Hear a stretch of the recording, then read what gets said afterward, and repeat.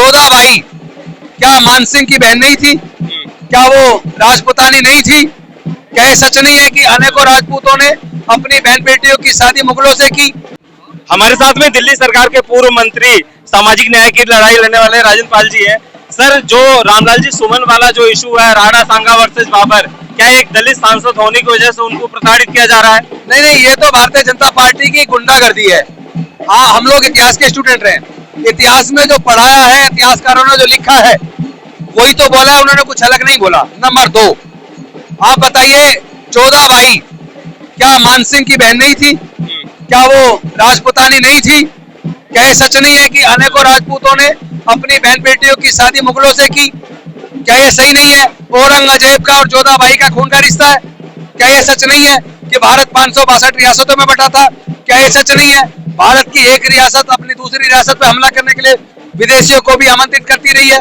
तो आप धमकी देके, गुंडागर्दी करके, तोड़फोड़ करके सच्चाई को झुटलाया नहीं जा सकता। बोल रहे हैं कि इसका खामियाजा भुगतना पड़ेगा, एक दिन जब मौका मिलेगा तो हम बदला लेंगे। ज्यादा से ज्यादा वो लोग हत्या कर सकते हैं, विचारधारा खत्म नहीं कर सकते, इतिहास को वो पूरी तरह खत्म नहीं कर सकते।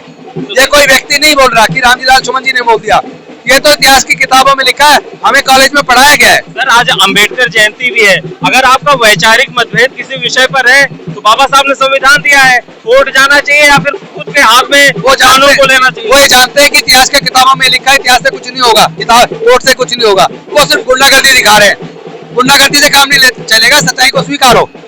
जो योद्धा थे वो योद्धा थे, उसकी भी तारीफ करनी पड़ेगी।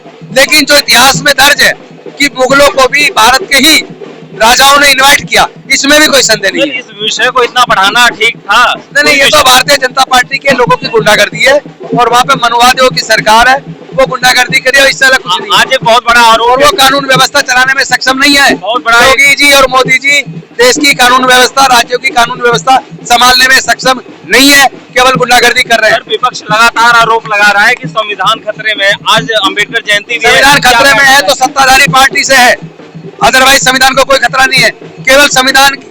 केवल जो पार्टी सत्ता में, जिसने 400 पार का नारा दिया था, जिसके अनेकों सांसदों ने कहा था 400 पार दो, हम संविधान बदल देंगे, उनकी वजह से संविधान खतरे में था, उन्हीं की वजह से है, उन्हीं मनवादियों की वजह से रहेगा।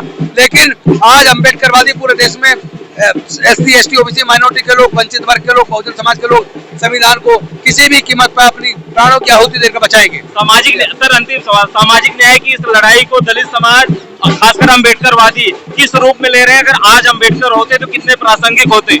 मैं समझता हूँ डॉक्टर बाबा साहब अम्बेडकर उस वक्त भी प्रासंगिक थे, आज भी प्रासंगिक है और आने वाले समय में भी प्रासंगिक रहेंगे। धन्यवाद सर।